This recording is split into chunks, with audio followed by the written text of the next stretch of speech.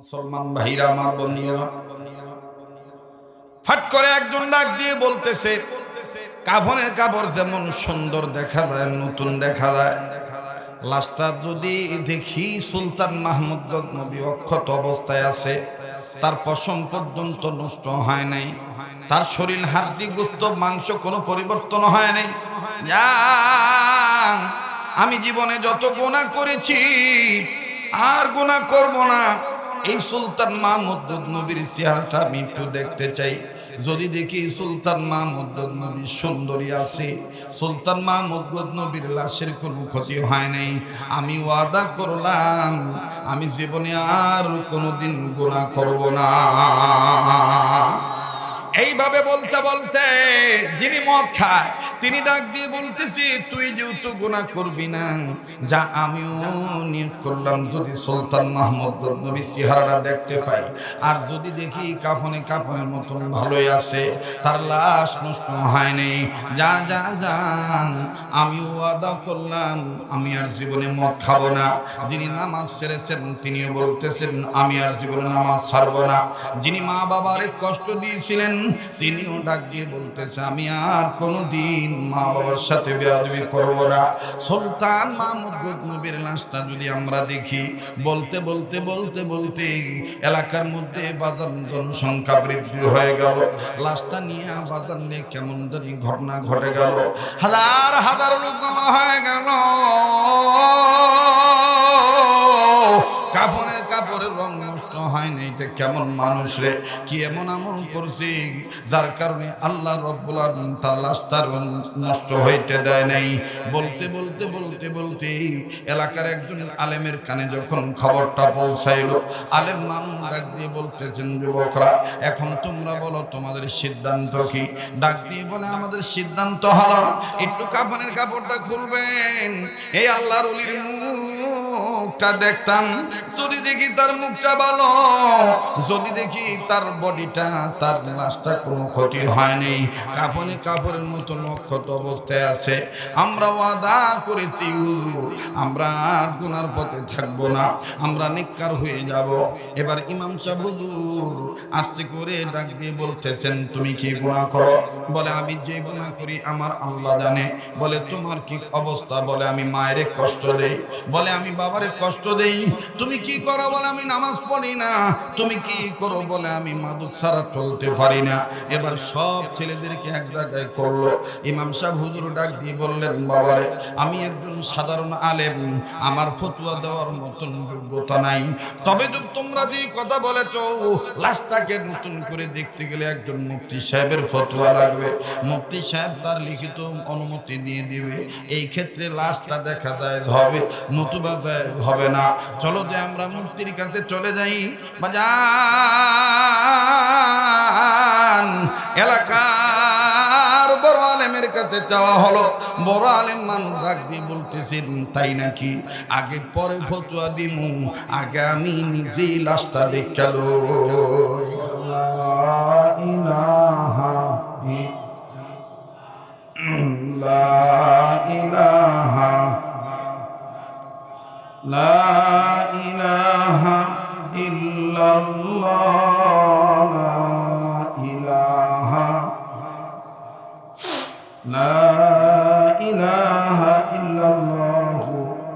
মুহাম্মাদুর রাসূলুল্লাহ। সকলে পড়ি সাল্লাল্লাহু আলাইহি ওয়াসাল্লাম। একটু মহব্বত করে আবার বলেন তো আলহামদুলিল্লাহ। আল্লাহ পাকের দরবারে শুকরিয়া আদায় করি যে মহান আল্লাহ আমাদেরকে এই প্রচণ্ড শীতের মাঝেও যে মহান মাবুদ তার নবীর ঘরকে কেন্দ্র করে ধর্মীয় প্রতিষ্ঠান মঙ্গলের গাঁও কান্দাপাড়া ফাতেমাতুজ জোহরা নুরানি কোরআন মাদ্রাসার উদ্যোগে বার্ষিক ওয়াজ মাহফিলে যে আল্লাহ আমাদেরকে পছন্দ করে উপস্থিত হওয়ার সুযোগ করে দিয়েছেন, সেজন্য বলি আলহামদুলিল্লাহ। এবার সেই নবীর পক্ষে দুরূদ ও সালাম পাঠ করি, যে নবী কুল কায়নাতের নবী, যিনি আমার আপনার নবী, যিনি বিশ্ব নবী, যিনি করুণার ছবি, এখানে যে কথা বলতেছে এদেরকে এখান থেকে সরাই দেন তো, একটারে এক জায়গায় বসা। এই চাদরের ভিতর বাইরে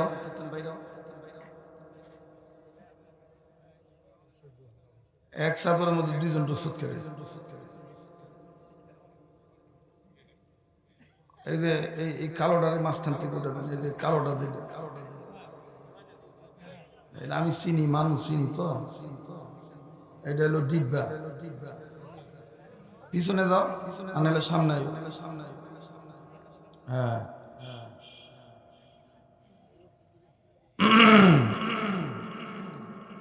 আপনার যারা আছেন ওখানে কথা বলবেন না। বাদাম খাওয়ার ইচ্ছা থাকলে বাইরে খাইও, কেন বাদাম খুললো না। সময় গুরুত্ব দেওয়ার চেষ্টা করবেন। খুব খেয়াল করে কথাগুলি শোনা চাই। যে নবী আমার আপনার নবী, যে নবীকে না বানাইলে আল্লাহ কিচ্ছু বানাইতেন না, সেই নবীর পক্ষে আশিক রাসূল হয়ে দুরুদ ও সালাম পাঠ করি, সবাই পড়ি সাল্লাল্লাহু আলাইহি ওয়াসাল্লাম। মাইকুল্লাহ ভাই আছেন এখানে? আমরা এই যে হরেন থেকে ব্যাট সাউন্ড আসতেছে, ক্যান ক্যান করে, মানে এই সাউন্ড, এই হরেন থেকে এই যে দেখেন ক্যার ক্যার ক্যার ক্যার ঝের ঝের একটা শব্দ হয়। আমার ভাইরা সম্ভবত আমার পরবর্তীতে আরো ওলামায়ে কেরাম কথা বলবেন। কর্তৃপক্ষের সিদ্ধান্ত, এই সিদ্ধান্ত তো পবিত্র কোরআনুল কারীমের যে শিক্ষা দেওয়া হয়, যে মাদ্রাসায় হাদিস শরীফের যে শিক্ষা দেওয়া হয়, যে মাদ্রাসায়, এই মাদ্রাসাটা হইল শরীয়তের পরিভাষায় কোরআন সুন্নাহর দৃষ্টিকোণ থেকে ইসলামিক ক্যান্টনমেন্ট। বলেন কি? Islamic cantonment. কেউ বলে ইসলামের দুর্গ। এই ক্যান্টনমেন্ট ঠিক থাকলে দেখবেন যে সমাজ ঠিক হয়ে যাবে, দেশ ঠিক হবে, পরিবার ঠিক হবে, ছেলে মেয়ে সঠিক জ্ঞান অর্জন করতে পারবে। এই জন্য উম্মতের ওলামায়ে কেরামগণ এই ছোট বড় মাদ্রাসাকে ইসলামিক ক্যান্টনমেন্ট বলে। আমাদের দেশে যে ক্যান্টনমেন্টগুলো আছে, প্রত্যেকটা ক্যান্টনমেন্টে ব্রিগেডিয়ার জেনারেল অফিসার আছে, বড় বড় হাই লেভেলের অফিসার আছে। অফিসাররা দেখবেন সবসময় চৌকান্ন থাকে, বহিরাগত কোনো হামলা যেন না আসে। এজন্য তারা আবার তাদের আন্ডারে যে অফিসারগুলো আছে, সেই অফিসারদেরকে আবার তারা ওয়্যারলেসের মাধ্যমে, বিভিন্ন ইনফরমেশনের মাধ্যমে তারা সতর্ক করে। অনেকে বলতে পারেন হুজুর তে মাদ্রাসা যে ক্যান্টনমেন্ট, মাদ্রাসায় কি ব্রিগেডিয়ার জেনারেল অফিসার আছে? জি ভাই, মাদ্রাসা ছোট হোক বড় হোক, মাদ্রাসা যারা পরিচালনা করে আলেম ওলামা যারা, তারাই হলো আমার দেশের জন্য, আমার সমাজের জন্য, এই এলাকার জন্য ব্রিগেডিয়ার জেনারেল অফিসার। কথা বলেন ঠিক কিনা? এই অফিসারদের সৈনিক হলো মাদ্রাসার ছাত্ররা। এই অফিসাররা ঠিক থাকলে সৈনিকেরা ঠিক থাকবে, আর সৈনিকেরা অফিসাররা সবাই ঠিক থাকলে এলাকায় কোনো বহিরাগত হামলা, কোনো আনজুট্টি ওয়াটওয়ালা জটওয়ালা চটওয়ালা, বয়াতি বয়াতি আউল বাউল, যে ধরনের ফকির টকির আছে আর কি, মাজাইরা আজাইরা বাজাইরা, এদের কোনো হামলা এলাকায় আইতে পারবো না। আপনারা কি কথা শুনতেছেন? একটু হানা জবাব দেন। ঠান্ডা কি একবার কোথায় গেছেন গা? একটু হানা কইতেই হতো। আজকে ঠান্ডা তেমন নাই, অন্যান্য দিনে সেটা আজকে একটু কম হয়। আমি গতকালকে মাহফিল ছিল আমার, ওই এলাকায় যদি আপনি যান, আপনি খালি কানবেন, যাইতেও কানবেন, আইতেও কানবেন। বুঝছেন নি? গোড়ার গাড়ির দাম লাগে এখন পায়ও আইটা ঠিক মতো দাম যায় না। ওই দেশে গতকালকে ছিলাম, আজকে সকালে বাসায় আসছি। তো বাংলাদেশে আসলে এমনও কিছু প্রত্যন্ত অঞ্চল আছে যে অঞ্চলে গেলে বোঝন যায় যে এখনো আমাদের দেশে এরকম দুরবস্থা আছে। এর চাইতেও হাজার শুকরিয়া যে আল্লাহ আমাদের এই নারায়ণগঞ্জবাসীদেরকে ভালো রাখছে। আলহামদুলিল্লাহ, বলেন আলহামদুলিল্লাহ। তো এই ক্যান্টনমেন্টের দায়িত্বে যারা আছে অফিসার উলামায়ে কেরাম, তারা নিঃসন্দেহে দামি মানুষ। কথা বলেন ঠিক কিনা? কেন তারা দামি? তাদের সিনার মধ্যে কোরআন, তাদের সিনার মধ্যে কি ভাই? কোরআন। এখন আপনারা বলেন এই কোরআনুল কারীম দামের কিতাব নাকি বেদামের কিতাব? কোরআন কত দামি, কোরআনের সাথে যেটা লাগিয়ে থাকে এইটাও দাম বাইরে যায়, ঠিক না? যেমন আমার একটা চেয়ারে বসতে দিছেন, আমি চেয়ারে বসছি, সামনে টি টেবিল দিছেন, সুবিধার্থে পা রাখছি, কিন্তু এই যে পা রাখছি কাঠ দিয়ে বানানো টি টেবিলে, তারপরে চেয়ারে বসছি, বসতে যাইয়া উঠতে যাইয়া চলতে যাইয়া যদি পা লেগে যায় কোনোদিন কিন্তু আমি আপনি চুমা খাইতাম না। কিন্তু এই একই কাঠ থেকে সামান্য একটু কাঠ দিয়ে যদি কোরআন রাখার রেহাল বানায়, কোরআন রাখার তাক বানায় বা বক্স বানায়, ওই কোরআন রাখার তাকে যদি পা লেগে যায় তখন কিন্তু আর চুপ থাকি না, তখন এই তাকে চুমা দেই, আল্লাহর কাছে মাপ চাই। কন্ত দেখি তাকের কারণে দেই না কোরআনের কারণে? কোরআনের কারণে। এজন্য পৃথিবীতে যত কিতাব আছে সব কিতাবের চাইতে সবচাইতে দামি কিতাবের নাম হলো কোরআনুল কারীম। এই কোরআনুল কারীমের মধ্যে যে কথাগুলি আছে, যে কাজগুলোকে আল্লাহ হালাল বলছে, এগুলো হালাল। যে পশুর গোশত খাওয়াকে আল্লাহ হালাল বলছে, এগুলো হালাল। এই কোরআন, কোরআনে যেটাকে হারাম বলছে এটা সবার জন্য কি কথা কয় না, বলে হারাম। যদিও আমাদের মুসলমান ধর্মে কোরআন সুন্নাহর বিধান অনুযায়ী গরুর গোশত খাওয়া কি হালাল, আর কুত্তার গোশত খাওয়া, শুকরের গোশত খাওয়া হারাম। কিন্তু মুসলমান ধর্মে গরুর গোশত খাওয়া হালাল, আর হিন্দু ধর্মে গরুর গোশত খাওয়া কি হেগো দৃষ্টিতে হারাম, হেগো বিধানে হারাম। কিন্তু দেখবেন ওনাদের আইনে ওনারাই ধরে গরু গোশত খায় না, কিন্তু দুধ ঠিকই খায়। কথা কয় একটু হানা কইতে, গরুর গোশত খায় না, কি খায়? দুধ খায়। যাতে মাতা তাহলে শুধু দুধই খায় না। দেখবেন এই যে আমরা যে জুতা পরিধান করি, চামড়ার জুতা, যদিও অনেক পশুর চামড়া থেকে এখন জুতা হয়, সাপের চামড়া দিয়েও জুতা বানানো হয়, কিন্তু বেশিরভাগ চামড়ার জুতা হইল গরুর চামড়া, মহিষের চামড়া, ছাগলের চামড়া। তাই হিন্দুরা কি গরুর চামড়ার জুতা পায়ে পরে না? এইসব দোষ হয় না। কেউ বাজান কথা ঠিক আছে না? এখানেই শেষ না। তারা যত দেব দেবীরে পূজা দেয়, এ আপনি বটতলা কন, মঙ্গলের গাঁও কন, যেন যেন হিন্দু আছে, দেখবেন ছোট বড় ভগবানরে যতই পূজা দেব, একটা পূজাও কিন্তু বাদ্যযন্ত্র বাজান ছাড়া দিতে না। আর এই বাদ্য বাজাইতে গেলে এখন ঢোল লাগবে। ঢোলের দুই সাইডে যে পর্দাটা লাগাইছে, এটা কি এর পর্দা? কুত্তার পর্দা?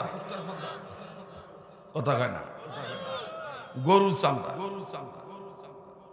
এখানেই শেষ নয়। চা আছে না, চা ইংরেজি লাল চা খায়, কেউ দুধ চা খায়, কেউ গ্রিন টি খায়।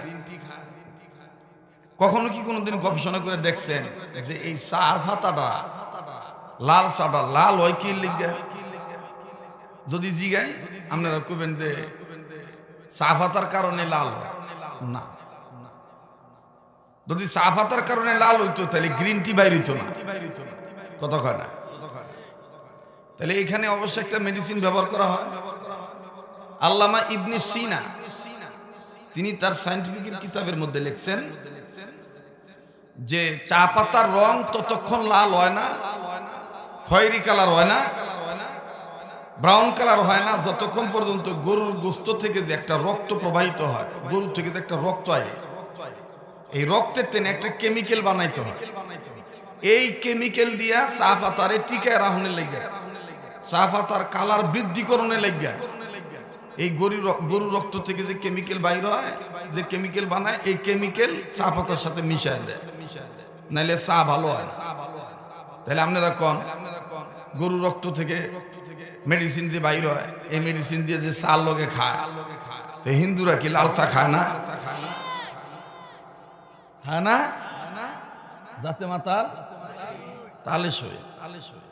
আপনারা হয়তো অনেকে এই কথাবার্তা অনেকে শোনেন নাই, আজকে প্রথম শুনলেন। আপনি গবেষণা করে দেখবেন, আপনি জিজ্ঞাসা করবেন যে হুজুর যে কথাটা কয়ে গেল লাল চা, চা পাতার লোকে বলে আবার গরুর রক্ত থেকে একটা কেমিক্যাল বানাইতে হয়, এই কেমিক্যাল বলে লাগায় রাখতে হয়। আপনি জিজ্ঞাসা করে দেখবেন। আমার বন্ধুগণ, আমার বাবাজিরা, চা তারাও খায়, আমরাও খাই। আর দেখবেন আমাদের পার্শ্ববর্তী রাষ্ট্র, যদিও কয় বন্ধু রাষ্ট্র, কিন্তু বুঝুয়ার ভরের তেনে আমার বুঝে ধরে নাই, হ্যাঁ কোনো বন্ধুত্ব আচরণ। বাংলাদেশে মুসলমান মাইরা ফেলাইলে, মাইরা ঝুলাই রাখলে দেখবেন ভারত একটা বিবৃত দিবে না। কিন্তু বাংলাদেশের কোন কোনার মধ্যে একটা হিন্দু মইরা রয়েছে, কেউ মাইরা ফেলাইছে, এটা লয়ে দেখবেন যে ভারতের পায়জামা গরম হয়ে যায়। আস্তে করতেছেন না, আজকে ওয়াজ করে জুতুই তো না, আমরা ভয় পাইতেছে। হিন্দু মরলে হ্যাঁ দুঃখের শেষ নাই, বেদনার শেষ নাই, আর মুসলমান মাইরা ফেলাইলে কোনো খবর নাই। ভারতের পক্ষ থেকে আজ পর্যন্ত শুনছিলেন যে হেফাজত ইসলামের মধ্যে সমাবেশে যে হুজুরদেরকে মারা হয়েছে, যে ছাত্রদেরকে গুলি করা হয়েছে, এইটা সঠিক বিচার চাই, ভারত কোনদিন কইছে? হ্যাঁ, কয় নাই। অথচ এই কয়দিন আগে মোমেন শাহী এক দিবু দাস না কারা জানি মারছে ময়মনসিংহ জেলায়। ভারতের এই তোরা একটা ওটা না না, এটি একটা মানে সব এক জায়গা না, তুই জানতে সব কি রে বললো এলুইছে এন বল,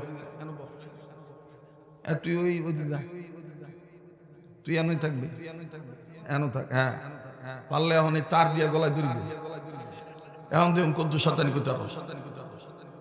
ঠিক আছে না? আমার বন্ধুগণ, আমার বাবাজিরা, কোরআনের ঘোষণা সত্যিকারের ঘোষণা।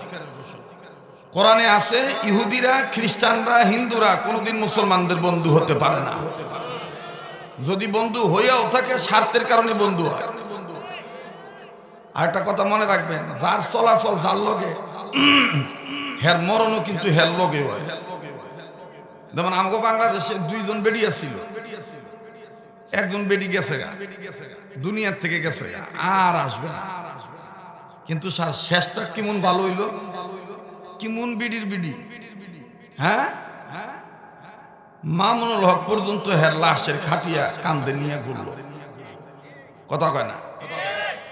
আপনি 10 কোটি 50 কোটি টাকা মামুনুল হকের দিয়েন তো, দিয়ে কইেন তো আমার নানি মরে গেছে গা, আমার নানির খাটিয়াটা তুমি তো কান্দুলিও গড়ো, গর্ব। আপনি কথাটা কওয়ার সুযোগ ওই ভাইতেন না।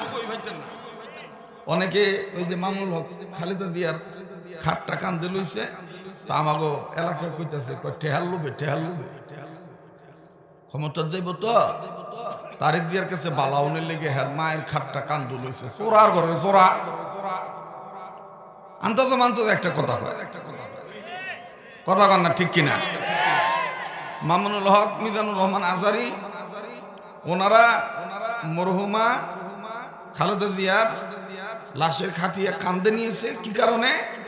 এই মহিলাটার অন্যতম একটা গুণ ছিল, ওলামায়ে কেরামের পক্ষে থাকতো। বেডি দুইজনই, আমগো দেশের বেডিও বেডি, আমগো দেশে কত হাসিনা আজ্ঞা মুত্যা ফায়জামা বইরে থুয়ে দিছে, কোনো সাংবাদিক আয়ো না, কোনো ফেভারে ওঠে না। আর এই যে হাসিনা, মানে শেখের বেটি যে হাসিনা, হ্যাঁ যদি ইন্ডিয়া তো মনে করেন যে চোরা ভাত দেয়, তো বাংলাদেশে কিছু খাচ্চর আছে গবেষণা করে শেখ হাসিনার পাতে গন্ধ বলিল না কেন, কথা কয় না। খালেদা বেগম খালেদা জিয়া উনিও বেডি, আর আমাগো সমাজও কিছু খালেদা আছে, উনিও বেডি। তো খালি বেডি হইলইব না, কিছু মানুষের গুণও লাগে, কিছু মানুষের দোষের কারণেও কথা আসে। কথা বলেন ঠিক কিনা? তো আপনি চলাচল যার লগে করবেন, মৃত্যুর আগে হইল তার সাথে আপনার চলমিল হয়ে যাব, ঠিক না? আল্লাহ আমাদেরকে সহিবুদ দান করেন। জোরে কোনা আমিন, আর একবার কোনা আমিন। তো কোরআনকে সম্মান করলে সম্মান বাড়ে না কমে? আপনি কোরআনের শিক্ষা দিলেন, কিন্তু কোরআনের আইনকে মানলেন না, এটা কি কমপ্লিট হবে মানাটা? আল্লাহ পাক এটাই বলেন, ইমানদাররা তোমরা ইসলামের মধ্যে পুরাপুরি প্রবেশ করো আর শয়তানের ইত্তেবা করিও না। মুহতারাম হাজিরিন, আল্লাহর হুকুম মানা, নবীর তরিকা মতে চলা, এটার নাম ইবাদত। এটার নাম কি? ইবাদত। এই ইবাদত আপনি জমিনের উপরে যতদিন করবেন, মরার পরে যখন কবরে যাবেন, আল্লাহ পাক আপনার কবরটা জান্নাত বানায় দিবে। আসতে বললেন সুবহানাল্লাহ, জোরে কোন। এই কথা কোরআনে আছে না নাই? ফাদখুলি ফি ইবাদি ওয়াদখুলি জান্নাতি। আল্লাহ বলেন, ওগো নবীজি, জমিনের উপরে যারা আমার হুকুম মতে ইবাদতে প্রবেশ করবে, নবী গো, ইন্তেকালের পরে আমি আল্লাহ রাব্বুল আমিন তাদেরকে জান্নাত দিয়ে দেব। আওয়াজ দিয়ে বলেন না সুবহানাল্লাহ। মুসলমান ভাইরা আমার, বন্ধুগণ, কোরআনুল কারীমকে সম্মান করা, কোরআনুল কারীমের দিকে তাকায় থাকা, কোরআনুল কারীমের শিক্ষা গ্রহণ করা, কোরআনুল কারীমকে ইজ্জত করা, কোরআনুল কারীমকে ভালোবাসা, কোরআনুল কারীমকে সম্মান দেওয়া, এটাও বাজান ইবাদতের মধ্যে গণ্য হয়ে যায়। ইবাদত করবে যারা, জান্নাতে যাবে তারা। আর এই ইবাদত করতে গেলে ইসলামের মধ্যে পুরোপুরি প্রবেশ করতে হবে। আমার বন্ধুগণ, আমার ভাইরা, কিয়ামতের ময়দানে দেখা যাবে আমার বাবাজিরা, আপনার নামাজ, আপনার রোজা আল্লাহর কাছে কবুল নাও হইতে পারে, কিন্তু আর একজন বান্দা বান্দির ছোট্ট একটা আমল আমার আল্লাহর কাছে পছন্দ হয়ে গেছে। ঠিক কিনা বলেন? আমার নামাজ রোজা আল্লাহর কাছে কবুল নাও হইতে পারে, কিন্তু একজন মানুষের ছোট্ট একটা আমল আল্লাহর কাছে কবুল হয়ে যেতে পারে। আর কারে আল্লাহ কোন উসিলায় মাফ করব, এটা একমাত্র জানে কে? আল্লাহ জানে। আমার ভাই, আমার আগে যিনি কথা বলতেছিলেন, ইসলামিক ফাউন্ডেশনের অন্যতম একজন ব্যক্তি আল্লাহ হযরত মাওলানা শাহাদাত আমিন সাহেব, তিনি কয়েকটা বস্তুর দিকে তাকাইলে সওয়াব হয়, গুনাহ মাফ হয়, আল্লাহ খুশি হয়, এই বিষয়ে বলেছিলেন। এবং তিনি বলতে যাইয়া কোরআনের কথাও তিনি বলেছিলেন যে কোরআনের দিকে তাকাইলো আল্লাহ খুশি হয়ে। শুধু তাকাইলেন না, মনে করেন কোরআন যে দিকে আছে, শুইতে যাইয়া দেখলেন যে আপনার ফায়ার সাইডে কোরআন পড়ছে, আপনি তখন চিন্তা করলেন, না আমি আজকে ঘুমাইতাম না, আমার ফায়ার দিকে কোরআন থাকবো আর আমি ফাও মিল্লা দিয়ে ঘুমাবো, এটা হইতো না। প্রয়োজন বোধে ঘুমাইতাম না, কোরআনের সাথে বেয়াদবি করতাম না। এতটুকুন আমলের বরকত আপনারা মাফ করে দিতে পারে কে? আল্লাহর নামটা একটু জোরে নেন না, আবার বলেন না কে? সে আল্লাহ এখনো আসে না নাই? এই যে কোরআনকে সম্মান করা, এটার নামই ইবাদত। এটার নাম কি? এটার নাম ইবাদত। পৃথিবী বিশ্ববিখ্যাত একজন ওলি ছিলেন, যার নাম সুলতান মাহমুদ গজনবী রহমতুল্লাহ আলাইহি। এই সুলতান মাহমুদ গজনবী রহমতুল্লাহ আলাইহি উনি কোনো এক সফরে কারো এক বাড়িতে রাত্রি যাপন করবেন। ঘুমের যখন সময় হলো, ঘুমানোর সময় পিঠ যখন বিছানার সাথে লাগাইবেন, মাথা যখন বালিশের সাথে লাগাইবেন, ও বাজান ঘুমাইতে যাইয়া উনি টান টান হয়ে লম্বা হয়ে যখন বিছানার উপরে শুয়ে পড়বেন, পা দুইটি মেলবেন, ইন্ডিমিন টাইম নজর করে দেখতেছেন পায়ের সাইটে বাড়িওয়ালা কেমন জানি কোরআন রেখে দিয়েছে। মনে সন্দেহ হলো, উনি পা দুইটা মেললেন না। পা দুইটা না মেলিয়া আস্তে করে কাছে যাইয়া কোরআন যেখানে রাখা হয়েছে এই জায়গা থেকে আমার বন্ধুগণ পর্দাটা সরাইলেন। পর্দা সরাইয়া নজর করে দেখতেছেন এখানে কোরআন রাখা। সুলতান মাহমুদ গজনবী আল্লাহকে বললেন, আল্লাহ গো, এই পায়ের কাছে কোরআন, আমি এইভাবে ঘুমাবো না। কোরআনের দিকে পা মিল্লা দিলে বেয়াদবি হয়ে যাবে। আমি প্রয়োজন বোধে কোরআন শরীফ আর এক ঘরে রেখে আসবো। আমি আজকে এখানে আরামে ঘুমাবো। মঙ্গলের গাঁও কান্দাপাড়া নিবাসী প্রিয় বাবারা, ভাইরা আমার, পর্দার আড়ালের মা বোনেরা, জীবন পরিবর্তনের জন্য লম্বা বয়ান লাগে না, অল্প আমলি নাজাতের জন্য যথেষ্ট। হযরত মাওলানা শাহাদাত আমিন দামাত বারাকাতুল আলিয়া বেচারা কথা সময়ের অভাবে আপনাদের কাছে ফুটিয়ে তুলতে পারেন নাই। তবে যতক্ষণ আলোচনা করেছেন, গুরুত্বপূর্ণ কথা বলেছেন। আমার ভাইরা, আমার বাবাজিরা,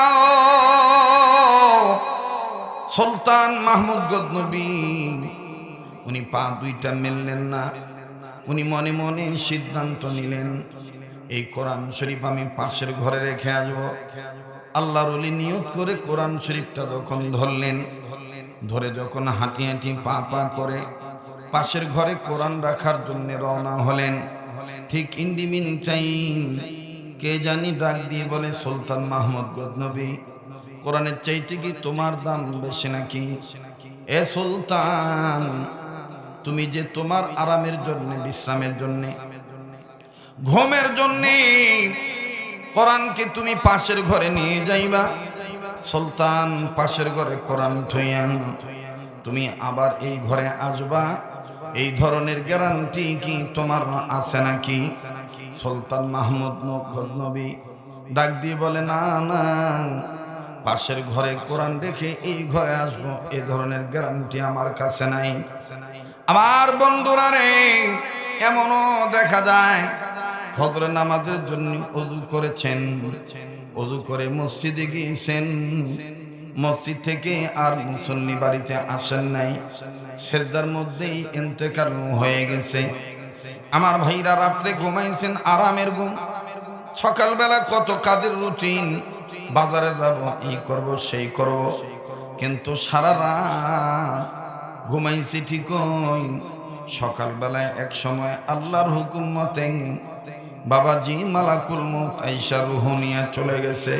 এরকম ঘটনা ঘটে কি ঘটে না? আরো জোরে বলেন, ঘটে কি ঘটে না? একদিন তোর মাটির দেহ থাকবে না রে হায়, মাটির দেহ মাটির মাঝে মিশবে রে ধোলায়। কিসের টাকা কিসের করি তোমার, কিসের বাহাদুরি, সঙ্গে তোমার কেউ যাবে না, পুরুষ কিংবা নারী। তুমি মানুষ যেদিন মারা যাবে, ছেলে কাঁদবে, মেয়ে কাঁদবে, কেঁদে বলবে বাপ, তবু মানুষ নির্দয় হয়ে দিবে রে তুলে মাটির চাপ। আসছো খালি যাবা খালি, সঙ্গে মানুষ নিবা কি, সঙ্গে যাবে দুইটি নাম আল্লাহ আর নবী। বলেন না, সঙ্গে যাবে দুইটি নাম আল্লাহ আর নবী। বলেন, সঙ্গে যাবে দুইটি নাম। যার বলতে ভাল লাগে বুঝে নেবেন, আল্লাহ আপনাকে মাফ করে দিবে। সঙ্গে যাবে দুইটি নাম আল্লাহ আর নবী। বলেন, সঙ্গে যাবে দুইটি নাম। আসছি খালি যাব খালি, সঙ্গে নেব কি? আসছি খালি যাব খালি, সঙ্গে যাবে দুইটি নাম আল্লাহ আর নবী। বলেন, সঙ্গে যাবে দুইটি নাম। আসছি খালি যাব খালি, সঙ্গে নেব কি? আসছি খালি যাব খালি। থামেন, এতগুলো মানুষ কথা কইতে বা আল্লাহর পক্ষে গাইতে কি কোনো সমস্যা আছে? বললে, এই সমস্ত কথাবার্তা বললে খুশি হইব কে? গুনাহ মাফ করে দিব কে? খুশি হইব কে? তাহলে আল্লাহ কি খুশি করতে মন চায় না? জবান খুলে বলবেন, নিজে বলবেন, ডাইন বাম লক্ষ্য করবেন, কেডায় কয় না। যেটা কইব না মনে করবেন যে আসলে ভিতরে ভেজাল আছে। আসছি খালি যাব খালি, সঙ্গে নেব কি? আসছি খালি যাব খালি, সঙ্গে যাবে দুইটি নাম আল্লাহ আর নবী। বলেন, সঙ্গে যাবে দুইটি নাম। আমি কোন বা পথে মদিনাতে যাই। মদিনা যেতে মন চায় তো বলেন, আমি কোন বা পথে মদিনাতে যাই। ঘুমিয়ে আছেন দিনের নবী, চলো সবাই দেখতে যাই। ঘুমিয়ে আছেন দিনের নবী, আমি কোন বা পথে মদিনাতে যাই। আমি কোন বা পথে মদিনাতে যাই। রওজা শরীফ বহু দূরে, লোহিত সাগর পরে। উম্মতেরা সালাম দিলে, উম্মতেরা সালাম দিলে, আমার নবী জানতে পায়। উম্মতেরা সালাম দিলে, মাশাআল্লাহ, উম্মতেরা সালাম দিলে আমার নবী জানতে পাই। কোন বা পথে মদিনাতে যাই। আমি কোন বা পথে। ঘুমিয়ে আছেন দিনের নবী, চলো সবাই দেখতে যাই। ঘুমিয়ে আছেন দিনের নবী, আমি কোন বা পথে মদিনাতে যাই। নারে তাকবীর।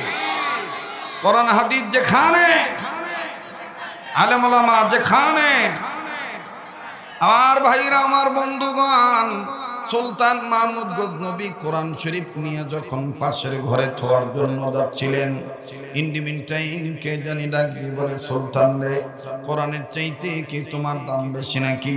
কোরআন তুমি পাশের ঘরে রেখে আবার তুমি এই ঘরে এসে আরামের ঘুম ঘুমাইবা, এই ধরনের গ্যারান্টি কি তোমার আছে নাকি?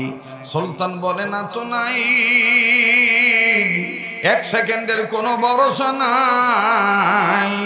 ক্ষমতার মালিক আমি না, হায়াতের মালিক আমি না, হায়াতের মালিক হলো আমার আল্লাহ। আওয়াজ দিয়ে বলেন না, হায়াতের মালিক কে?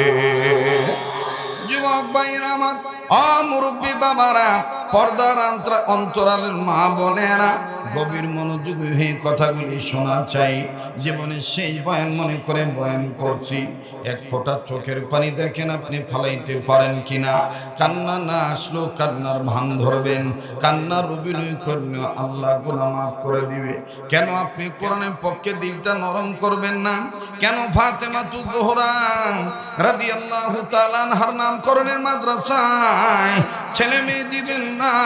কোরআন সুন্নাহর শিক্ষা কেন আপনি গ্রহণ করাবেন না? বাবাজি সুলতান মাহমুদ গজনবী ডেকে ডেকে ডাক দিয়ে বলতেছেন, আল্লাহ, তাইলে আজকে রাত আমি ঘুমাবো না। কোরআন যেখানে ছিল সেই জায়গায় রেখে দেব, আমি কোরআনের সাথে বেয়াদবি করব না। তিনি কোরআন জায়গা মতন রেখে দিলেন। হ্যাঁ বাবাজি,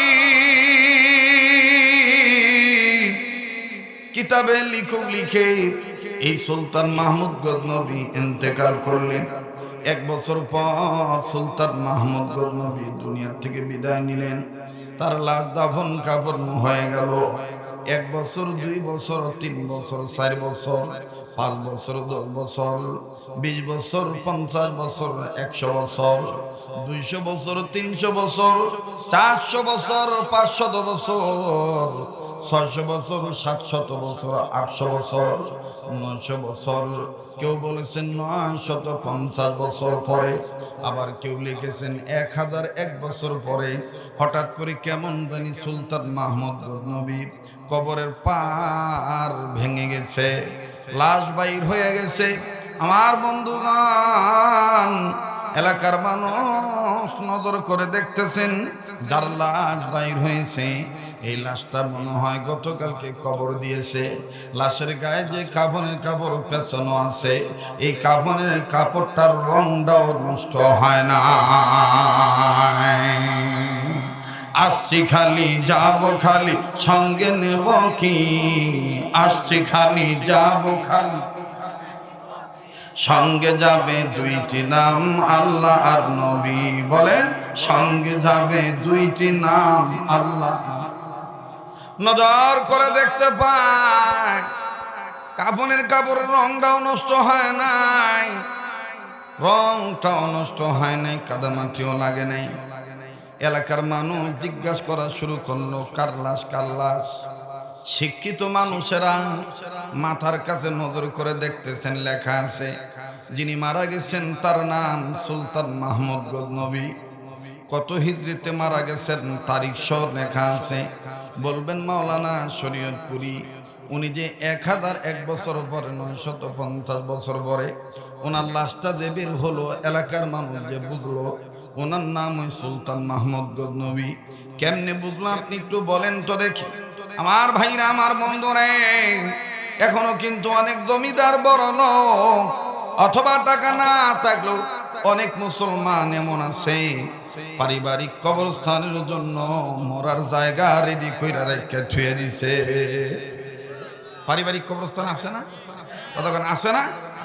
আগে কালের পূর্বপুরুষেরা, টাকাওয়ালারা এইভাবে পারিবারিক কবরস্থানের জায়গা নির্ণয় করে রেখে দিত। আমার বাপে মরলে এই জায়গায় মাটি দিবা, দাদা মরলে এই জায়গায় মাটি দিবা, আমি মরলে এই জায়গায় মাটি দিবা। ওই নেম প্লেটে লিখে দিত অমুকে মারা গেছে এত তারিখ এত তারিখ। তো সুলতান মাহমুদ গজনবী উনি তো ছিলেন টাকাওয়ালা, দিনদার বাদশাহ, আল্লাহর ওলির মাথার কাছে এলাকার শিক্ষিত লোকেরা নজর করে দেখতেছেন কত সনে মারা গেছেন, তার নামটা কি? এবার সবাই দেখতে পাইলেন, বুঝতে পারলেন, জানতে পারলেন তার নাম সুলতান মাহমুদ গজনবী। একটু দিলের কান লাগায় কথাগুলি শুনবেন, খেয়াল করে কথাগুলি শুনবেন। আমাদের ভাই মাওলানা শাহাদাত আমিন সাহেব তিনি কিন্তু এই হাদিস বলছিলেন যে অল্প আমলই নাজাতের জন্য যথেষ্ট। অমনোযোগী হয়েন না, আর হাঁটা চলা বন্ধ করায় দেন, এই ছেলেদের কথাবার্তার আওয়াজ বন্ধ করায় দেন, একটু মনোযোগী হয়ে যান। লোক কম হোক, এতে কোনো সমস্যা নাই। ওই যে একটা কথা আছে না, দুষ্টু গোয়ালের চাইতে শূন্য গোয়াল ভালো। মানুষ অনেক হইল কিন্তু ওয়াজ বুঝলো না, দেন খেয়াল ঠিক থাকলো না, এই মানুষ হওয়ার কোনো মানে হয় না। কিন্তু মানুষ কম হোক, কিন্তু একটা বয়ান যদি তার হৃদয়ের মধ্যে নিয়ে সে আমল করতে পারে, তাহলে মাহফিলও সাকসেস, মাদ্রাসাও সফল, বক্তাদের চিল্লানিটাও সফল। কথা কোন ঠিক কিনা? আপনারা অনেকে বলতে পারেন হুজুর এত কম মানুষের মধ্যে ওয়াজ হয় না। ভাই, বেশি মানুষের সামনেও যে কোরআন হাদিসের আলোচনা হয়, কম মানুষের সামনেও ওই কোরআন হাদিসের আলোচনা হয়। নাকি মানুষ বেশি হইলে আলাদা কোরআন হাদিসের ওয়াজ হয়? হ্যাঁ, এটা হইলো মানে মূর্খ লোকের চিন্তা ভাবনা। তো সুলতান মাহমুদ গজনবীর লাশ, কাফনের কাপড় নতুন, কাদামাটিও লাগে না। এখন যারা গুনাহগার ছিল এরা ডাক দিয়ে কয় কার লাশ কার লাশ? তো কইতেছে সুলতান মাহমুদ গজনবীর লাশ। কত বছর হইছে বয়সটা কবরে কবরে শোয়ার? কয় 1001 বছর। হ্যাঁ, ডাক দিয়ে কয় আমার বাহেও দেহে নাই, আমার বাপের বাপেও দেহে নাই। তার বাপও দেহে নাই, তার বাপও দেহে নাই, তার বাপও দেহে নাই। ওরে সুবহানাল্লাহ, এই বেটার লাশটা ওহনো ভালো রয়েছে, কাফনের কাপড়টাও রং লাগে নাই, রং নষ্ট হয় নাই, কাদামাটি লাগে নাই। তো এই ব্যক্তিটা ফট করে ডাক দিয়ে কয়, কাফনের কাপড় এরকম নতুন দেখা যায়, লাশটা যদি একটু দেখতাম, আপনার মনে এরকম আগ্রহ হইব না? আগ্রহ হবে না? লাশটা যদি একটু দেখতে পারতাম। এখন আরেকজন বলতেছে, লাশ কি আর দেখাইব? হুজুর গো তো ফতুয়া, ফতুয়া শেষ নাই, যেটারে একবার কাফনের কাপড় বান্ধাওয়া, একবার যারে মাটি দিয়া মিনহা খলাকনাকুম ওয়া ফিহা নুইদুকুম ওয়া মিনহা নুখরিজুকুম তারাতান উখরা বিসমিল্লাহি ওয়া আলা মিল্লাতি রাসূলিল্লাহ কইয়া যারে একবার মাটি দিয়ে দেয়, হের মুখ আর নতুন করে দেখা জায়েজ নাই। মানে হেরা হেরাই ফতুয়া দিতেছে। আমগো দেশে দেখবেন যে ডাক্তার বেশি, রুগী কম। বিশ্বাস না হইলে সার দোয়ানে বইবেন, আপনি যদি খালি মাথাটা হাত দিয়ে কোন ইস মাথাটা ব্যথা করতেছে, সাথে সাথে দেখবেন 5-7 জন ডাক্তার রেডি। একজন হেই কোনার তেন কইব লিগার বাড়া চা ঢাকা এলো, আরে কথা কয় না। আর একজনে হেই কোনার তেন কইব ঘুম মনে কম হইছে, আরে কথা কয় না রে ভাই। আর একজনে কইব মনে হয় টেনশন করতেছ, আর একজনে মনে কইব যে প্রেসারটা মাপছ। মানে ডাক্তারের শেষ নেই। আর বেশিরভাগ ডাক্তার পাইবেন চার দোহানে, আনাইলে মসজিদের ভিতরে। আমাকে বাংলাদেশের অধিকাংশ মসজিদ হয়ে গেছে মিনি সংসদ ভবন, চার দোহান হয়েছে মিনি সংসদ ভবন। সরকার কেডা কোন বেলা ক্ষমতায় যাইব না যাইব, ওখানেও কিন্তু কোনো নির্বাচন হয় নাই। কিন্তু আগে আগেই দেখবেন যে মাশাআল্লাহ ভোট করে এলাইছে। কেউ কেউ কওয়া শুরু করতেছে, খাই আর কাম পাইছে না, ইউনিট চেয়ারে বসাইছে, বুঝবো ঢেলা, বুঝবো ঢেলা। আবার কেউ কেউ কইতাছে শেখের বেডি বালা আসি, আবার কেউ কেউ কইতাছে আহা খালেদা জিয়ার 5টা বছর বাচ্চা থাকতো। আপনারা কি রাগ হইতেছেন আমার কথা? মানে হেরাই মাতবো, হেরাই সব কিছু, হেরাই বিচার করে, হেরাই চোর, হেরাই পুলিশ, হেরাই সবকিছু। কথা কয় না। এই জন্য আর চার দোকানদার একটা ধৈর্য আছে ভাই, আমি দেখছি। এই যে ওনাফোনা করে কাস্টমাররা, চার দোকান কিন্তু মুখ খুলে না। হ্যাঁ খালি খালি আমি পরে এক চার দোকানদার দ্বারা জিগাইছিলাম আও আমনের সামনে যে এত কথা কয়, আমনের কি খারাপ লাগে না? কয় হুজুর খালি গরম পানি ডালি আর চিনি দেই, চিনি ছাড়া লাড়া দেই। হ্যাঁ গো কথা শুনলে আমার ফেট চল হুজুর, হ্যাঁ গো কথা কইয়া যায় আমার শুনে খালি শুনে যায় আমার বন্ধুগণ। এই জন্য দেখবেন চার দোকানদারের শত্রু কম। তবে এলাকার মধ্যে অনেক চার দোকানের এরকম অভিযোগ আছে, নাম করা ধনী বেড়া 3 মাসের চার টেহা পাইব, হের কাছে টাকা দাও নেই, হ্যাঁ চার দোকান ফাল্টায় আর এক দোকানে যায় খায়। হ্যাঁ না আপনি এলাকাত না, এত আসতে কোন কেন জোরে কথা কন, আছে না নাই? আছে। বাহিতে খুঁজলে আর বালা না। এরপরে যখন খায় না 3-4 মাস পরে মঙ্গলের গাঁও বাজারও দেহা ডাক দিয়ে কইছে আওয়া হাজি সাহেব আপনি চার দোহান যান না, টেহাটাও দেন না, ঘটনাটা কি? তখন দেখবেন চোরের মার বড় গলা। হ্যাঁ তখন বাজারও খারাপ হইব, হেই নুম্বির ঘরে নুম্বি কয়টা ভাবি? হ্যাঁ হ্যাঁ আমাকে ঘরের বদনা বেসলি তোর চার দোহানের টে হইব যেন হেন টে চাস, মান সম্মান নাই। চোরার ঘরে চোরা, বাহি খাইতে সেই সব লজ্জা করে নাই। আর এখন টেহা খুঁজছে, এখন টেহা দিতে তোমার ভোরায়, তোমার মতন হাজি সাহেবের 4 পয়সার দাম নাই। এরপরে মসজিদের ভিতরে খবর লয়ে দেখবেন যেটা বেশি বেতন কম দেয় সেইটার বেশি পুরান। প্রতি রমজানের আগেই কইব এবার 1 বছরের হিসাবটা একটু বালা মতন লই তো কমিটিটা না।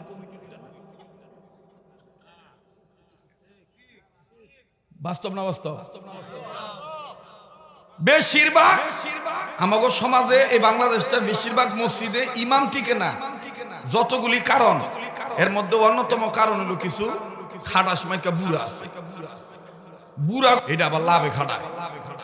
এত কোনো চিন্তা নাই। যদি ইমাম সাহেব এর বিরুদ্ধে কথা কয়, হট করে দেখবেন হ্যাঁ ডাক দিয়ে কয় টেহা হইলে মুন্সির অবা। হ্যাঁ, আর এই এক হুজুরের পিছনে এতদিন নামাজ পড়া ভালো লাগে না, আল্লাহ এটা ফালটাও। তখন আবার দাঁড়ে কয় হ্যাঁ আবার ডাক দিয়ে কা ও ভালা মুন্সি রাখতে কিন্তু টেহা লাগবো। আর টেহা আমি দরকার 2000 বাড়াই দিব। ওই যে গুবেচ্চা টেহা কামাই করে, তো গুবেচ্চা টেহা কামায় মানে কি, যারা সুদে টেহা লাগায় এটি গু বেচা একই কথা, কথা কন ঠিক কিনা? হ্যাঁ, ঘুমাইলি বারে আজকে ভাইছে জুত মতন বক্তারে। আর আমার কথাবার্তা হইলো সামাজিক কথা। এরপরও দেখবেন যে সারাদিন সার দোয়ানে বইয়েছে, মান্দাটার মধ্যে বিষ নাই। যে মসজিদের মধ্যে ঢুকে আনতা যে মাজার মধ্যে হাত দিয়ে কয় আউ যাও সিয়ার ডাকো। আর কিছু হুজুরও আছে দেখবেন হ্যাঁ গো দালাল হয়ে বইয়েছে, আগের তেনে যায় নামাজ বিছায় থুয়ে দেয়। অন্য মুসল্লি বইলে কয় এন্তন উঠেন এন্তন উঠেন, এটা হাজি সাহেবের জায়গা, এটা হাজি সাহেবের যায় নামাজ। সোরার ঘরে সোরা, তোর নানির বাতার লাগে? হ্যাঁ, মসজিদের ভিত্তে কারো লাইগা নির্ধারিত জায়গা ঠিক রাখা এটা জায়েজ আছে? যেটি কথা কব না মনে কবে হেডি হেই গুরু ফেললো, জোরে কথা কও। কি আমি কি আগাইতাম না ভাত চাইতাম? আমি কি বাদ দিতাম কথা? হ্যাঁ, মসজিদের জায়গা কোন ব্যক্তির জন্য নির্ধারণ করা জায়েজ আছে? মসজিদের ভিতরে টেহাওয়ালার যে দাম, টেহা ছাড়ার একই দাম। গরিব মানুষের যে দাম, বড় লোকের একই দাম। আলেমের যে দাম, তলবে আলেমের একই দাম। কারণ মসজিদ আল্লাহর ঘর, মসজিদ কোনো ব্যক্তি কেন্দ্রিক ঘর নয়। এই মসজিদের ভিতরে যারা কইব এই সামনের জায়গাটা এটা অমুক হাজী সাহেবের, বুঝতে হইব এটা মুসল্লি না, এটা হলো মুসল্লির বেশ দইরা মসজিদের জায়গা দখল করার দান্দায় বইয়া থাকে। কথা কোন ঠিক কিনা? সবাই রে দরবেশ মনে করবেন না। কেউ আছে দরবেশ, কেউ আছে দরে বেশ। কেউ আছে দরবেশ, কেউ আছে ধরে বেশ। আবার অনেক মসজিদে দেখা যায় আমাকে যুবক ভাইদেরকে সামনের কাতারে দাঁড়াইতে দেয় না, মুরব্বীরা ডাক দেখে হ্যাঁ। বিশ্বাস করেন আমগো বাংলাদেশের যুবকরা যত ভদ্র, আমেরিকা কোন মসজিদে যদি এই ধরনের আচরণ করে সাথে সাথে তার বিরুদ্ধে মামলা হয়ে যায়, এর জেল জরিমানা হয়ে যায়। আমেরিকা, কিন্তু আমগো দেশে এটা নাই। আমগো দেশে আবার সাপোর্ট দেয়, ঠিক করতে কইছে তুই ছোট মানুষ, তুই সামনে কাতারে খারো চুপ করে তুই ভেচ্চা যা। এগুলো কোথায় পাইছে? এগুলো কোথায় পাইছে? মসজিদের কাতার সবার একই অধিকার। হ্যাঁ, তবে যদি কোনো বিশিষ্ট ব্যক্তি থাকে একদিনের জন্য, একটা সময়ের জন্য তাকে সম্মান করা, এটা শরীয়তের পরিভাষায় আলাদা জিনিস। একবারে ফ্যান্ডার বগলে গরমের সিজনে ফ্যান্ডা সইজই বয়ে থাকে, গরম যত মাস হ্যাঁ জায়গাটা তত মাস। আবার যেই শীতের দিন আইয়ে হ্যাঁ জায়গা চেঞ্জ করে, যে জানলার বগল দিয়া সূর্যের আলো ডুহে সেই জানলার বগলে যে বয়ে থাকে।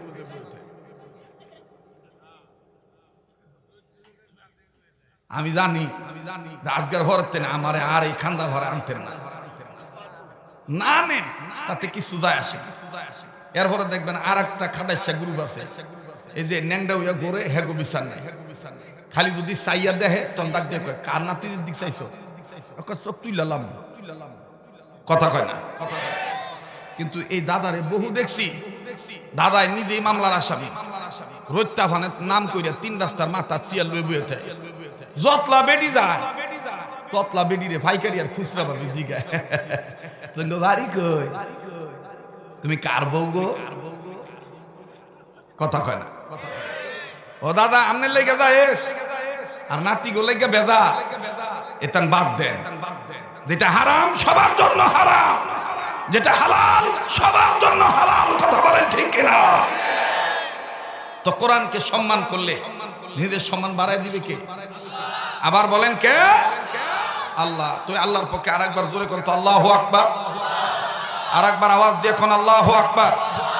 একটু গরম লাগান, একটু গরম লাগান, একটু দুইটা টান টান করে বাইর করেন, সে বাজার টান টান করে ধরেন, একটু টান টান করেন। আল্লাহ তুমি দেখো তুই কাটায় তুডায় নাই, হয় আল্লাহ দেখো, আল্লাহ জি জি টান টান করে ধরেন আর মুট করে ধরেন, ছাড়েন, ধরেন ছাড়েন, ধরেন ছাড়েন, বেহেশতের বাগান সাজানো নিয়ত করে আঙ্গুলগুলো ফুলের মতন ছড়ান। হ্যাঁ মাশাআল্লাহ। এবার অ্যাটেনশন ঠিক করানোর জন্য, গরম লাগার ভাব আনার জন্য শয়তানের গায়ে আগুন শুরু হয়ে উচ্চ আওয়াজে বলেন তো আল্লাহু আকবার। আবার জোরে কোন আল্লাহু আকবার। হাত নামান। কষ্ট দিলাম কেউ? অ্যাটেনশন ঠিক আছে না? ভালো হলো না এটা? তো কোরআনকে সম্মান করলে নিজের সম্মান বাড়ে না কমে? মনে আছে কিনা জানি না, ডাক দিয়ে কইতেছে হুজুররা তো লাশ দেখতে নিষেধ করছে।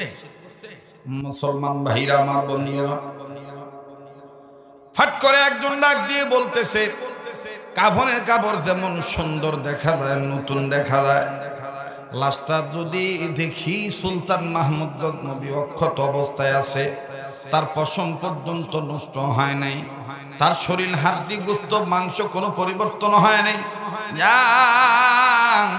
আমি জীবনে যত গুনাহ করেছি আর গুনাহ করব না, এই সুলতান মাহমুদ গজনবীর চেহারাটা আমি একটু দেখতে চাই। যদি দেখি সুলতান মাহমুদ গজনবী সুন্দরী আছে, সুলতান মাহমুদ গজনবীর লাশের কোনো ক্ষতি হয় নাই, আমি ওয়াদা করলাম আমি জীবনে আর কোনোদিন গুনাহ করব না। এইভাবে বলতে বলতে যিনি মদ খায় তিনি ডাক দিয়ে বলতেছি তুই যেহেতু গুনাহ করবি না, যা আমিও নিয়ত করলাম যদি সুলতান মাহমুদ গজনবীর চেহারাটা দেখতে পাই আর যদি দেখি কাফনে কাফনের মতন ভালোই আছে, তার লাশ নষ্ট হয়নি, যা যা যা আমিও ওয়াদা করলাম আমি আর জীবনে মদ খাবো না। যিনি নামাজ ছেড়েছেন তিনিও বলতেছেন আমি আর জীবনে নামাজ ছাড়বো না। যিনি মা বাবারে কষ্ট দিয়েছিলেন তিনিও ডাক দিয়ে বলতেছে আমি আর কোনোদিন মা বাবার সাথে বেয়াদবি করব না।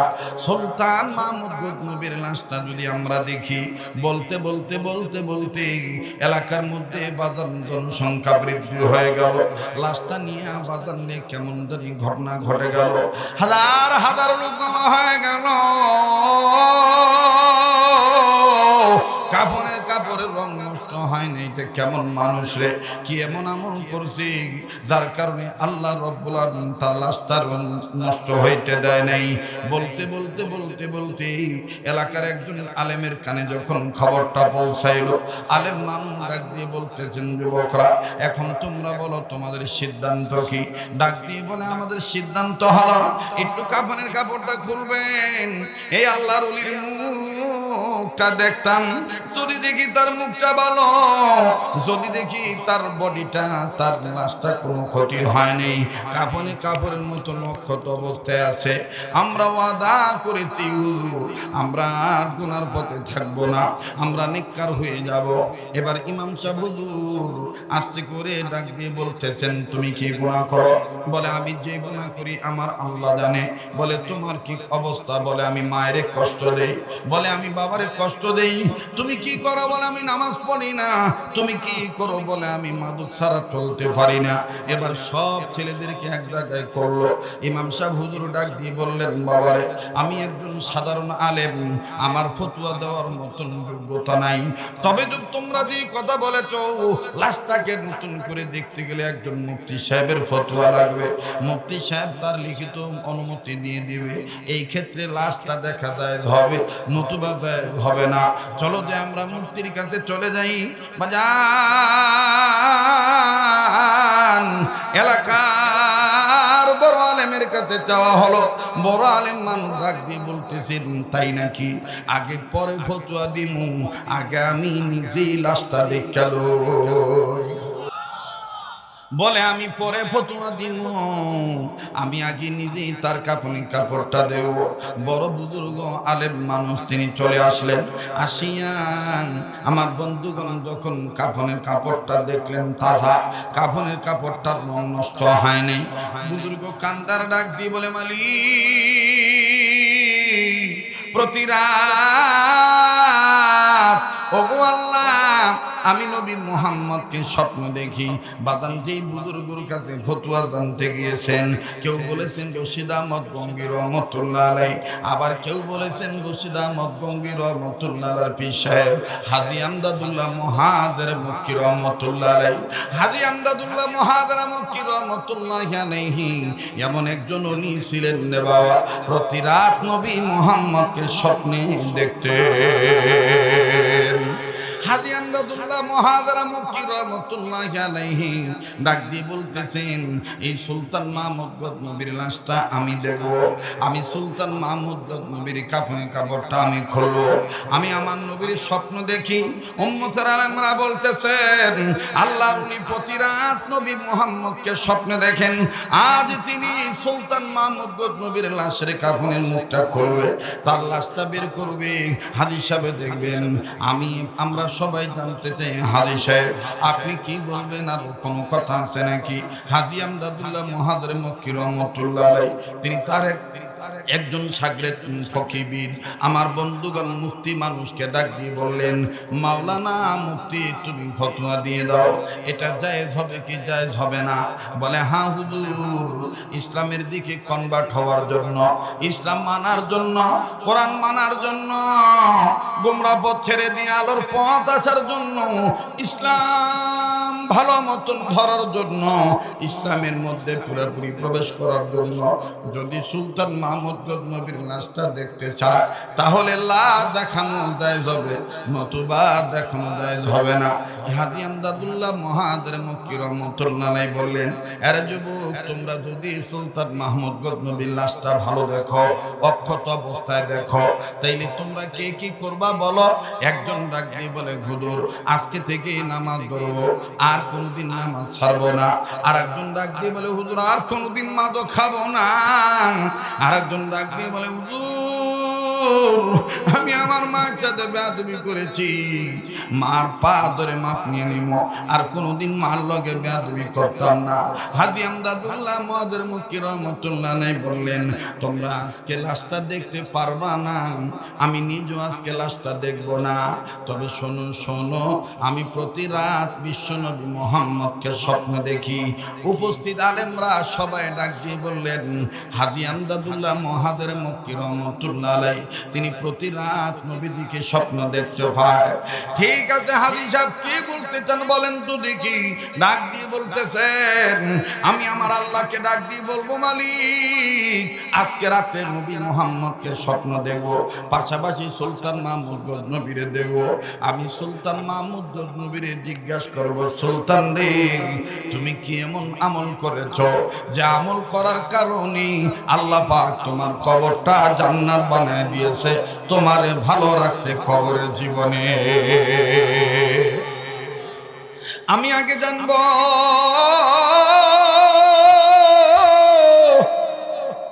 কোন আমলের কারণে সে কবরে ভালো আছে। বাবাজিরা আমার, উম্মতের আলেমরা বসে আছে, জিজ্ঞাসা করে দেখবেন বাজান। হযরত ওসমান রাদিয়াল্লাহু তাআলা আনহু বলেছেন, প্রতিটি মানুষদের জন্য কবর হলো ইমিগ্রেশন কাউন্টার। কবরে যদি কেউ মা পাইয়া যায়, সব জায়গায় সে মা পাইয়া যাবে। কবরে যদি কেউ ধরা খেয়ে যায়, সব জায়গায় সে ধরা খেয়ে যাবে। আমার ভাইরা, এই কবরে একমাত্র আপনি নিতে পারবেন নেক আমল নবীজির গুরু। আমার বন্ধুগণ, উম্মতের উলামায়ে কেরামদের নেক সওয়াব, ছেলে মেয়েকে কোরআন শিক্ষা দেওয়ার মাধ্যমটা আপনি নিতে পারবেন। লম্বা করার কোনো সুযোগ নেই বাবা। এবার হাজী আমদাদুল্লাহ মুহাজির মক্কি রহমতুল্লাহ আলাইহি সবাইকে বিদায় দিয়ে দিলেন। লাশটা আমার বন্ধুগণ যেমন আছেন তেমনই রাখলেন। নতুন করে কবর আর বন করার কবরের পার বান্ধার চেষ্টা করলেন না। আগামীকালকে আজকে রাত্রে নবী মুহাম্মদকে দেখবেন, সুলতান মাহমুদকে জিজ্ঞাসা করবেন কি এমন করেছিল। এই আমলের ব্যাখ্যাটা জানার পরে তারপরে কালকে লাশ দেখবে। হযরত হাজী আমদাদুল্লাহ মুহাজির মক্কি রহমতুল্লাহ আলাইহির সাথে এবার একজন যুবক পিছে পিছে যায় আর ডাক দিয়ে কয়, হুজুর আপনি আমারে বায়াত করায় নেন। হুজুর গো, আমি একটু স্বপ্নের মাধ্যমে সুলতান মাহমুদ গজনবীরে দেখতে জিগাইতাম চাই, আমি একটু জিগাইতাম চাই, কেননা আমার তো কবরে যাওয়া লাগবে। হাজী আমদাদুল্লাহ মহাদরে মুক্তি রহমতুল্লাহ বলেন, মনে হয় তোমার সাথে নবী দেখা দিবে না, মনে হয় সুলতান মাহমুদ গজনবীর তুমি দেখতে পারবা না। বলে কেন গো? ছেলেটাকে হাজী আমদাদুল্লাহ মহাদরে মুক্তি বললেন, তুমি না তোমার মায়ের সাথে বেয়াদবি করেছ, তুমি না তোমার বাবার সাথে বেয়াদবি করেছ। আর এক আন্দা বারাবাসী কারা গো বিদেশ যাইতে চাও, কারা গো ফ্যামিলিতে শান্তি পেতে চাও, কারা গো সমাজের মধ্যে ভালো হতে চাও, কারা গো পরকালীন জগতে মুক্তি পেতে চাও, গভীর মনোযোগী হয়ে শুনে যাও। যদি তোমার প্রতি তোমার মা বাপ রাজি থাকে, আল্লাহ তোমার প্রতি রাজি হয়ে যাবে। যদি তোমার প্রতি তোমার মা বাপ অসন্তুষ্ট থাকে, তাইলে আল্লাহ রাসূল তোমার প্রতি বেজার হয়ে যাবে। এই জন্য নবী বলেছেন, উম্মতেরা রে, ছেলে মেয়েরা রে, তোমার জন্য তোমার মা বাপ জান্নাত, তোমার জন্য তোমার মা বাপ জাহান্নাম। বাবাজি মায়ের কষ্ট দিলে আল্লাহ নারাজ হয়ে যায়। মনে রাখবা ভাইয়া, মায়ের দোয়াও যেমন কবুল হয়, মা বাবার বদদোয়াও কিন্তু তেমন লাগা যায়। কথা বলেন ঠিক না ঠিক? মাফ করে দিবেন বাবা। দুনিয়ার জীবনের বাস্তব একটা ঘটনা আপনাদেরকে শুনাইতে চাই, যে ঘটনাটা আপনারা ইন্টারনেটের মাধ্যমে, ক্যাসেটের মাধ্যমে বিভিন্ন মাহফিলে শুনিয়া থাকেন। আজ আমি সরাসরি বলিয়া দিতে চাই, আমার বন্ধুরে, আজ থেকে কয়েক বছর আগের ঘটনা। ওই সময় নিজস্ব কোন বাহন ছিল না, আমার নিজস্ব কোনো গাড়ি ছিল না। ঢাকা জেলা থেকে বিভিন্ন বাসের মাধ্যমে বিভিন্ন জেলায় যাওয়া লাগতো। অনেক দিন আগের ঘটনা বাজান রে, বাস্তব কথা বলছি, নিজে প্রত্যক্ষদর্শী, নিজে সাক্ষী হয়ে তার বাড়িতে গিয়েছিলাম, তার মায়ের সাথে কথাও বলেছিলাম। কেমন বাজান রে, মার দোয়া যেমন কবুল হয়, মা বাবার বদদোয়া কিন্তু তেমন লাগিয়া যায়। একটু খেয়াল করে কথাগুলি শোনা চাই বন্ধু আমার ভাইরা। মহাখালী বাস কাউন্টার থেকে বাস স্ট্যান্ড থেকে টিকিট কাউন্টার থেকে টিকিট ক্রয় করতে হয়, এরপরে প্যাসেঞ্জারদের সাথে সিরিয়ালে দাঁড়াইতে হয়। টিকিট মাস্টার আমার বন্ধুগণ টিকিট চেক করে, যার টিকিট ভালো, তার সব কিছু সই আছে, একজন বাস স্টাফকে জিম্মাদারি দিয়ে দেয়, টিকিট অনুপাতে আসনে বসায় দেয়। ও বাজান, সমস্ত প্যাসেঞ্জারের সাথে আমি দাঁড়িয়ে আছি, একজনের পর একজনের টিকিট চেক হইতেছে। শীত মৌসুম, এইরকম নাকমুখ বান্দা, শুধুমাত্র চোখ খোলা। যিনি টিকিট চেক করতেছেন, টিকিটের মধ্যে সই দিতেছেন, বারবার মনের মধ্যে একটা চিন্তা আসে যায়, আল্লাহ গো, লোকটারে জানি আমি কই দেখছি, এই লোকটারে চিনা চিনা মনে হয় গো আল্লাহ। অবাদান আল্লাহ রব্বুল আমিন আমার বন্ধুগণ জেহেনের মধ্যে কথাটা ক্লিয়ার করে দিল। ভালো করে খেয়াল করে নজর করে দেখতে পাইলাম, মন বলে দিল, এই লোকটা না ড্রাইভার ছিল, এই লোকটাই তো ড্রাইভারি করতো, ড্রাইভিং আসনে বসে স্টিয়ারিং ঘোরাইতো। এই লোক দেখি এখন টিকিট চেক করতেছে, আবার দেখতেছি লোকটার দুই পায়ের মধ্যে একটা পা নাই, একটা পা কাটাং, ডান পায়ের হাঁটু থেকে পরবর্তী অংশ নাই। আমার বন্ধুগণ ঠ্যাঙ্গার উপরে ভর দিয়ে দাঁড়ায় আছে। আমি কাছে যাইয়া লোকটাকে জিজ্ঞাসা করার নিয়ত করে সালাম দিয়ে বললাম, আসসালামু আলাইকুম রহমতুল্লাহ, ভাই কেমন আছেন? আপনি আমার চিনছেননি? মুখ থেকে কাপড়টা সরাইয়া হাজির রুমাল বা মাফলার সরানোর পরে আমার চেহারা দেখার পরে লোকটা ডাক দিয়ে বললেন, হুজুর আপনার চিনুন লাগবো নাকি? আপনার তো আমরা সবাই আগ থেকে চিনি। আমি বললাম, ভাই যান কেমনে চিনেন? ডাক দিয়ে কয়, হুজুর আমাদের এই বাসের মধ্যে এমন একটা সময় ছিল বাজান, বিভিন্ন হোটেলে, বিভিন্ন রেস্টুরেন্টে, বিভিন্ন লঞ্চে, বিভিন্ন জাহাজে, ফেরির মধ্যে, আমার বন্ধুগণ বিভিন্ন গাড়ির মধ্যে, ওই সময় সিডি ক্যাসেটের ভিতর জামানা ছিল। ডাক দিয়ে বলে, হুজুর আপনার ওয়াজ আমরা নিয়মিত শুনি, বাস স্টাফরা শুনি, প্যাসেঞ্জাররাও শুনি। হুজুর গো আপনাকে আমরা চিনি, আপনি না অমক আলেম মানুষ, অমুক বক্তা মানুষ। আমি বললাম হ্যাঁ, আমার পরিচয় জানার জন্য আপনার জিজ্ঞাসা করি নাই, আমি শুধু আপনার কাছে জিজ্ঞাসা করতে চাই, গতবারও তো দেখছি আপনার পা ভালো ছিল, আজ কেন আপনি এরকম পঙ্গু হয়ে গেছেন? আপনার কেন পা নাই? আপনার এই পাটা কেমনে দুর্ঘটনা ঘটলো? আল্লাহর কসম করে বলি যুবক রে, এই কথা বলা মাত্রই লোকটা চোখের পানি ঝর্ণার মতন ছেড়ে দিয়ে কান্দে। কাগজ কলম অন্যজনের হাতে দিয়া নিজে বাম হাতটা দিয়া ডান পায়ের হাঁটুর মধ্যে আঘাত করে আর ডাক দিয়ে কয়, হুজুর এই পায়ের কথা জিজ্ঞেস করতেছেন? এটা হুজুর গো, এটা আমার মার সাথে বেয়াদবি করার ভল। আমি বললাম মার সাথে কেমন বেয়াদবি করার ভল? ডাক দিয়ে বলে, হুজুর অনুমতি যদি দিতেন আমনের চা খাওয়াইতাম, আপনি একটু চা পান করতেন, আমি আমার ঘটনাটা আপনার কাছে খুলে বলতাম। হুজুর একটু পাশে যাই। আমার বন্ধুগণ নিজের দায়িত্ব অন্যজনকে দিয়ে দিলেন। অন্যজনকে দেওয়ার পর পাশে জায়গায় নিয়ে যাইয়া লোকটা বারবার কথা বলতে যে আমার হাত ধরে আর ডুকরে ডুকরে কান্দার ডাক দিয়ে কও, হুজুর আগে বলেন গো, আমার আল্লাহ আমার মাপ দিবনি? আমি বললাম ভাইজান, মায় মাপ দিলে আল্লাহ মাফ করে দিব। বলে হুজুর এই ঘটনাটা শুনতে চাইছেন আপনি, আমি আপনাকে বলবো, যেহেতু আপনার মাহফিল অনেক যুবকরা আসে, আপনার এই বয়ান শোনার মাধ্যমে যুবকরা হেদায়েত পেয়ে যেতে পারে, তারা মা বাবার সাথে কোনোদিন এই বেয়াদবি নাও করতে পারে। আমি ডাক দিয়ে বললাম, কোন কারণে পাটা কাটছে বলেন না? ডাক দিয়ে বলে, হুজুর আপনি ঠিকই বলেছেন, আমি ড্রাইভার ছিলাম, কখনো ঢাকা থেকে জামালপুর শেরপুর আসতাম, আবার কখনো জামালপুর শেরপুর থেকে ঢাকা যাইতাম। বেশিরভাগ আমার নাইট ডিউটি ছিল, আমি নাইট ডিউটি করতাম, সারা রাত গাড়ি চালাইয়া বর্গমাস শৈল্যে আমি সকালবেলা বাড়িতে গিয়েছি। হুজুর আমার বাড়িটা রাস্তা সংলগ্ন, বাড়ির মধ্যে প্রবেশ করব, ঠিক এই মুহূর্তে আমার কানে আওয়াজ আসে, আমার বউ আর আমার মা ঝগড়ায় লিপ্ত, বাকবিতন তার আওয়াজ আমার কানে আসতেছে। আমার বউয়ের গলার আওয়াজটা অনেক বড় লম্বা। আমার বউ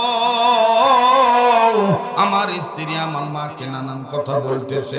আমি তাদের কার্যের অবস্থাটা দেখার পরে আমি বাড়ির মধ্যে ঢুকিয়ে মেজাজ গরম করে ধমক দিয়ে ডাক দিয়ে বললাম, রাস্তার মানুষ কি বলবে?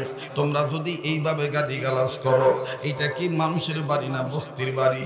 এটা ভদ্রলোকের বাড়ি না বস্তিওয়ালাদের বাড়ি? মানুষ কি বলবে? হুজুর আল্লাহর কসম করে বলি, আমার এই কথা বলা মাত্রই আমার মা একটা কথা বলেন নেই। আমার মা শর্মিন্দা হইয়া নিজ গৃহের দিকে চলে গেলেন, নিজের ঘরে চলে গেলেন। গো হুজুর আমার মা যায় আর বিনবিনে কান্দার বলে, আল্লাহ গো স্বামী নাই, স্বামীর সাথে যদি আমার মরণটা দিয়ে দিতা, তাইলে আজ আর পোলার বইয়ের কোন গাড়ি খাওয়া লাগতো না। আয় আল্লাহ, আল্লাহ গো কেন তুমি আমারে মরণ দাও না? হুজুর আমার মা এইভাবে বলে বলে নিজের ঘরে ঢুকলো, নিজের খাটে বসে নিজের অর্ধাংশ যখন নিচে নামায় ঝুলায় বসলো, আর উপরের ভাগটা খাটে উপরে বসিয়ে আমার মা বেড়ার দিকে মুখ করে পান বানাইতেছিল। আমার মার পান খাওয়ার অভ্যাস ছিল।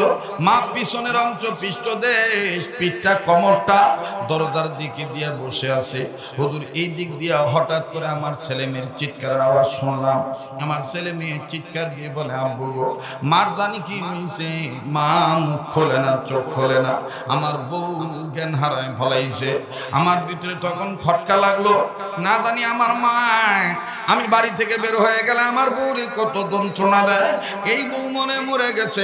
হুজুর গো আমি মনে মনে ভাবতেছিলাম, এই বউটা যদি মারা যায় আমার ছেলে মেয়ে মা হারা হয়ে যাবে, আমার জেল খাটা লাগবে।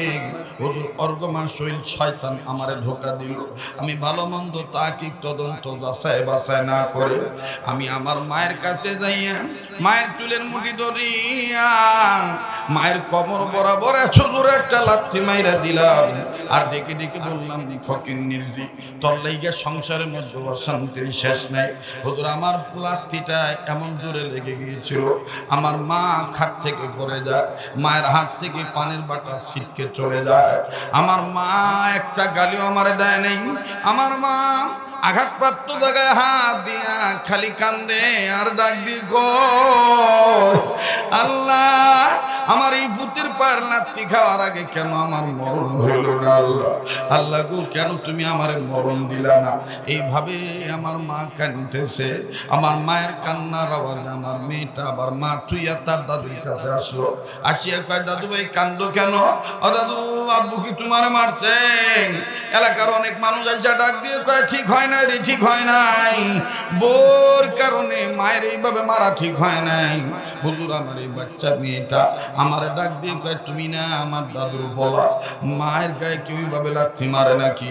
আর কি লেগে মারছো আমার দাদুরে? আমার দাদুর তো কোনো দোষ নাই। আব্বু জাননি, তুমি বাইক না থাকলে মায় দাদুরে কত কথা কয়, দাদু কিচ্ছু কয় না। আজকেও তো দাদু কিচ্ছু কয় নেই, শব্দ ছিল আমার মায়ের। আর এইভাবে তুমি তোমার মায়ের লাথি মারলা।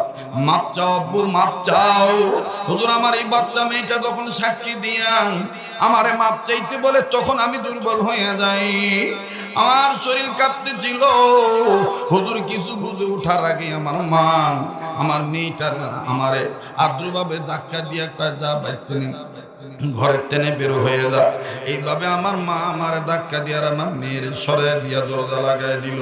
সারাটা দিন হুজুর আমার মা কোনো খানা খাদ্য খায় নাই, আমিও তেমন কোনো খানা খাদ্য খাই নাই।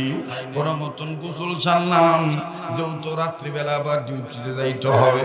হুজুর, আমি রাত্রিবেলায় ডিউটিতে যাওয়ার জন্য সন্ধ্যার আগে আগেই আবার যখন কাপড় প্যান্ট আর শার্ট পরা শুরু করলাম, বাইর হয়েছি জুতা পরে বের হব। আমার মেয়েটা বুঝতে পারছে আব্বা টিপে যাইব, আব্বা আবার আজকে রাত্রে গাড়ি নিয়ে ঢাকা যাইব। আমার মেয়েটা তার দাদুর রুমে যাইয়া দাদুর দরজার কাছে করানার ডাক দিয়ে কয়, দাদু ভাই, দাদু ভাই, আব্বু জায়গা, ও দাদু আব্বু জায়গা, আব্বু কাজে যায়, তুমি আব্বুরে কিছু কও।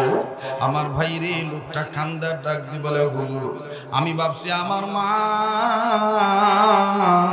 বকা বাধ্য করবে, গালমন্দ দিবে, কিন্তু হুজুর দেখেন মা কারে কয়, আমার মা দরজা খুললো, দরজা খুলিয়ে ব্যথার জায়গায় হাত দিয়ে কয়, দাদু ভাই, তোমার আব্বু খাইছেনি, তোমার আব্বুরে খাইয়া যাইতে কইও। আর আজকে ডিউটিতে না গেলে কি হয় না?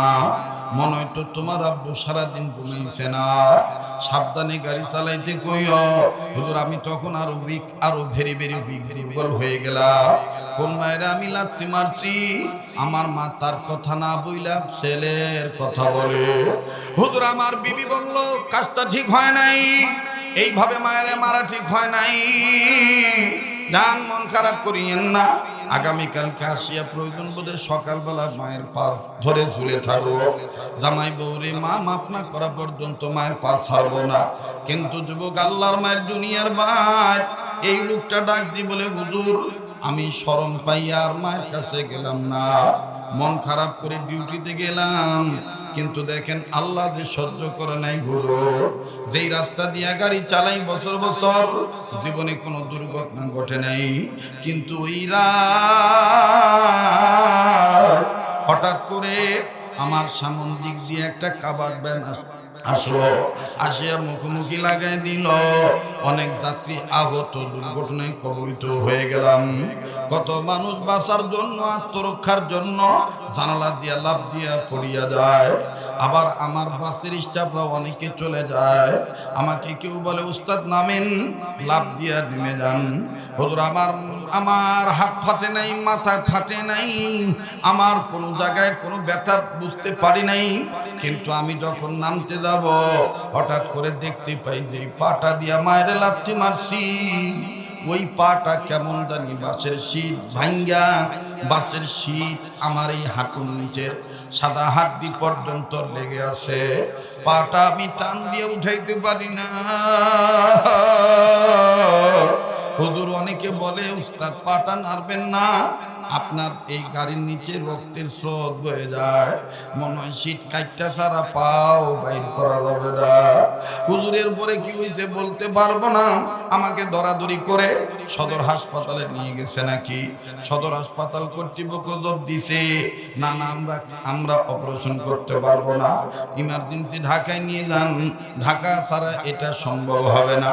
হুজুর ঢাকায় আনছে, ঢাকার মেডিকেল বোর্ড যারা ডাক্তার ছিল তারা বোর্ড গঠন করিয়া অনেক চেষ্টা করছে আমার পাও রাখার জন্য, কিন্তু আমার আল্লাহ সহ্য করেন নাই।